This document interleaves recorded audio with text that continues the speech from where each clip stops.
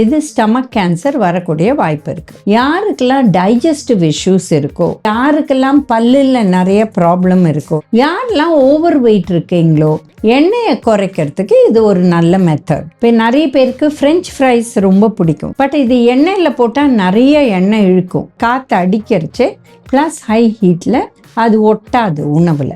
So taste வராது. இப்போ எண்ணெயில் போட்டால் அந்த அளவு கொஞ்சம் உப்பு எண்ணெயிலையும் போயிடும். இப்போ பக்கோடான்னு ஒரு ஐட்டம் பண்ணுவாங்க. இது சின்ன சின்னதாக போட்டு எண்ணெயில் போடுவாங்க. இது எப்படி பண்ணணும்னா, ஒரு அலுமினியம் ஃபாயில் இல்லை ஒரு பிளேட் வச்சுட்டு அது மேலே குட்டி குட்டி குட்டியாக வச்சா இது கூட ஃப்ரை ஆகி வருது. பேபி கார்ன் இந்த மாதிரி நிறைய வெஜிடபிள்ஸை கட் பண்ணி இதை நீங்கள் ஏர் ஃப்ரை பண்ணிங்கன்னா இது ரொம்ப நல்லாயிருக்கும்.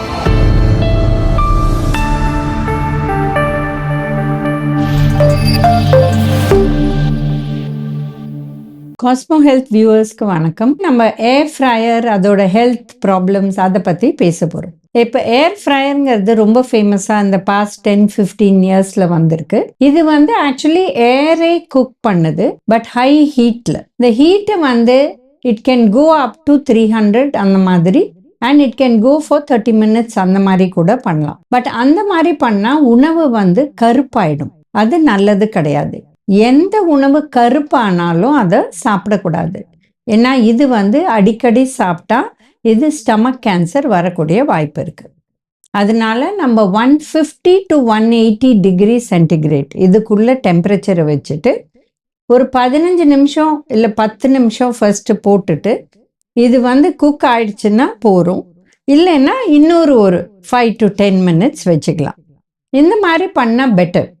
ஒட்டு மொத்தமாக நம்ம 30 minutes வச்சு அது சார், அதாவது கருப்பாயிடுச்சுன்னா நம்ம அந்த உணவை தூக்கி தான் போடணும்.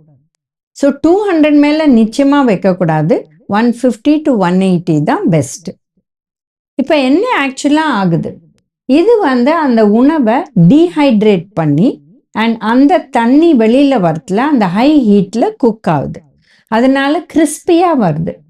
இப்போ எதெல்லாம் குக் பண்ணலாம் அப்படின்னு பார்த்தீங்கன்னா, வெண்டைக்காய், கத்திரிக்காய், அப்புறம் கேரட், பொட்டேட்டோ. இப்போ நிறைய பேருக்கு ஃப்ரெஞ்ச் ஃப்ரைஸ் ரொம்ப பிடிக்கும். பட் இது எண்ணெயில் போட்டால் நிறைய எண்ணெய் இழுக்கும். வேற ஏர் ஃப்ரையில் இதை பண்ணிட்டு கடைசியில் அது மேலே கொஞ்சமாக ஆலிவ் ஆயில் இல்லை எந்த ஆயில் வேணுமோ போட்டுட்டு ஒரே ஒரு டீஸ்பூன் ஒரு போல் நிறையாக்கு அண்ட் அதில் மசாலாவும் மிக்ஸ் பண்ணி நீங்கள் மிக்ஸ் பண்ணிட்டீங்கன்னா உங்களுக்கு மசாலாவும் வந்துடும். பட் யூஷுவல் ட்ரெண்ட் என்னன்னா அந்த மசாலாவை போட்டுட்டு அப்புறம் எண்ணெயில் போட்டுட்டு குக் பண்ணுவாங்க. இல்லை எண்ணெயில் குக் பண்ணிட்டு வெளியில் வந்தோடனே சூட்டோட அந்த மசாலா போடுவாங்க. ஸோ இந்த விஷயத்தில் நம்ம மசாலா போட்டு பிரயோஜனம் இல்லை. ஏன்னா அந்த மசாலா அந்த காற்று அடிக்கிறச்சு, ப்ளஸ் ஹை ஹீட்டில் அது ஒட்டாது உணவில். ஸோ டேஸ்ட்டு வராது. ஸோ பெஸ்ட்டு இது வெண்டைக்காய்க்கு. ஏன்னா வெண்டைக்காய், கத்திரிக்காயெல்லாம் நிறைய எண்ணெய் போட்டு பண்ணுறாங்க. ஸோ அதுக்கு பதில் இதில் பார்ட்லி ஏர் ஃப்ரை பண்ணிவிட்டு அப்புறமா கொஞ்சமாக எண்ணெயை வெறும்னா தாளிச்சிட்டு அதில் மசாலா வறுத்துட்டு இந்த ஐட்டமை போட்டு எடுத்துடலாம்.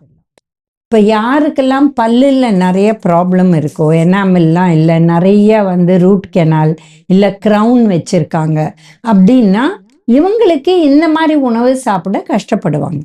ஸ்பெசிஃபிக்காக வெண்டைக்காய், உருளைக்கிழங்கு, கேரட், ஏன்னா இதெல்லாம் கிறிஸ்பி ஆகிடும். அதனால அதை சாப்பிட கஷ்டப்படுவாங்க. பட் நார்மல் டீத் இருக்கிறவங்க தாராளமாக சாப்பிடலாம். ஸோ யார் ஏர் ஃப்ரையை இது யூஸ் பண்ணலாம் அப்படின்னு பார்த்தீங்கன்னா, யாரெல்லாம் ஓவர் வெயிட் இருக்கீங்களோ, இல்லை ஹை கொலஸ்ட்ரால், ட்ரைக்ளிசரைட் இருக்கோ, எண்ணெயை குறைக்கிறதுக்கு இது ஒரு நல்ல மெத்தட். ஸோ இது யூஸ் பண்ணலாம். இப்போ பார்த்தீங்கன்னா இந்த வத்தல், வடாம், அப்பளம் இது கூட ஏர் ஃப்ரையரில் போடுறாங்க. இப்போ நம்ம அப்பளமோ வத்தலோ வடாமோ நம்ம எண்ணெய்க்குள்ளே போட்டால் அது இருக்கிற சைஸை விட 2 சைஸ் 1.5 மடங்கு சைஸ் பெருசாகும். இப்போ சின்ன வடாம் போட்டால் அது பெருசாகும். அந்த மாதிரி ஏர் ஃப்ரையரில் ஆகாது. அது அதே சைஸ் தான் இருக்கும், இல்லை கொஞ்சம் பெருசாகும், அவ்வளோதான். ஸோ என்ன ஆகும்னா, நம்ம பண்ணுற அந்த வத்தல் வடாம் எண்ணெயில் போட்டு பெருசாகி அப்போ அந்த உப்பு லெவல் கரெக்டாக இருக்கும். பட் இதில் ஃப்ரை பண்ணுறது அது கடைசியில் வரைச்சே உங்களுக்கு அந்த உப்பு ரொம்ப ஜாஸ்தியாக இருக்கும். ஏன்னா அந்த ஐட்டம் பெருசாகலை அண்ட் எண்ணெயிலையும் போடல. இப்போ எண்ணெயில் போட்டால் அந்த அளவு கொஞ்சம் உப்பு எண்ணெயிலையும் போயிடும் அண்ட் சைஸும் பெருசாக இருக்கிறதுனால அந்த உப்பு டிஸ்ட்ரிபியூட் ஆகிடும். பட் இதில் பார்த்தீங்கன்னா இது அப்படியே தான் இருக்கும். ஸோ அதனால ஜாகிரதையாக இருக்கணும். இப்போ நம்ம எந்த ஐட்டம்லாம் ஃப்ரை பண்ணுறோமோ, இப்போ பார்த்தீங்கன்னா வடை, குழி பணிகாரம், இதெல்லாம் கூட ஒரு அலுமினியம் ஃபாயில் வச்சுட்டு அதில் கொஞ்சமாக ஒரு சைடு ஏர் ஃப்ரை பண்ணிவிட்டு திருப்பி டேர்ன் பண்ணி இன்னொரு சைடு ஏர் ஃப்ரை பண்ணி கூட பண்ணுறாங்க. இப்போ ஒரு சைடு ஏர் ஃப்ரை பண்ணிவிட்டு அதில் ஒரு ஓட்டை மாதிரி போட்டுட்டு அப்புறம் அதை திருப்புறாங்க. அப்போ அது உள் வழியாக அது குக் ஆகுது. இப்போ டேஸ்ட்டுன்னு பார்த்தீங்கன்னா ரெண்டுமே கம்பேரபிளே கிடையாது. நம்ம எண்ணெயில் ஃப்ரை பண்ணுற ஒரு வடாமும் ஏர் ஃப்ரையரில் இருக்கிற வடாம், இல்லை வடை எண்ணெயில் ஃப்ரை பண்ணிவிட்டு இல்லை ஏர் ஃப்ரையரில் பண்ணுறது டேஸ்டில் கம்பேரிசனே கிடையாது. ஏன்னா ஒன்று எண்ணெயிலே குக் ஆகுது, இன்னொன்று ஏரில் குக் ஆகுது. அதனால டேஸ்டில் கம்பேரிசனே கிடையாது.